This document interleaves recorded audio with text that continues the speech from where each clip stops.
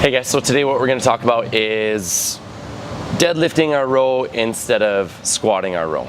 Okay, and I'm going to show you kind of what we typically see when somebody rolls into the gym for the first time and pops on the rowing machine. And then I'm going to give you guys a couple actionable cues that you can either take for yourself or give to your athletes that hopefully is going to fix some of that position problem for you. Okay, so what we typically see when people roll in here for the first time is this, and I'll just show you. So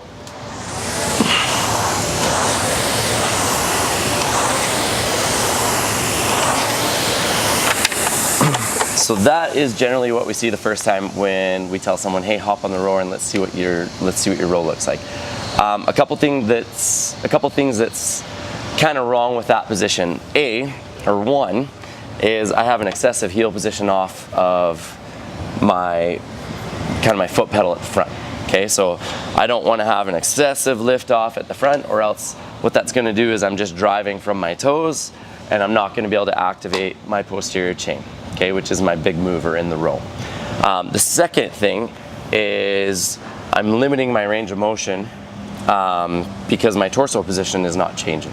Okay, so you'll notice that my torso position kind of stuck at 1 o'clock the whole time. So what I want to do to increase my range of motion is think of a torso position that is 11 o'clock in the front, 1 o'clock in the back, and then that's going to extend the length of my pull. And then if I think about keeping my heels down, that's going to turn this into more of a deadlift. Okay, so I'm going to show you what it should look like, and then we'll talk about one other finer point.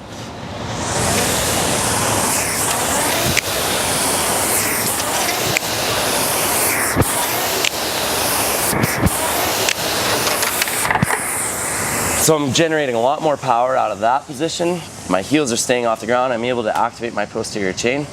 And then I'm increasing the length of each pull by quite a bit. Okay, so one thing to note, a lot of people ask, is it okay to have any heel lift off at the front?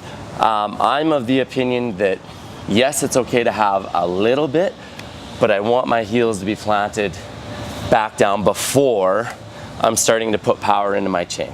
Okay, so what I mean by that is the first 2 or 3 inches after the flywheel is rolling, typically the first 2 or 3 inches, I'm just trying to catch the speed of my flywheel. So there's actually no load after I get my flywheel going for the first 2 or 3 inches at the front of this pull.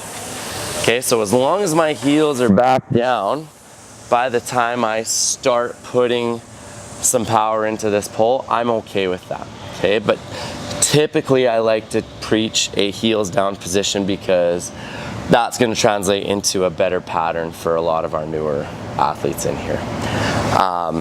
So I would give those 2 cues to my athletes. I would say heels down, torso position at 11 o'clock in the front, 1 o'clock in the back, and that typically clears up a lot of the problems that we see.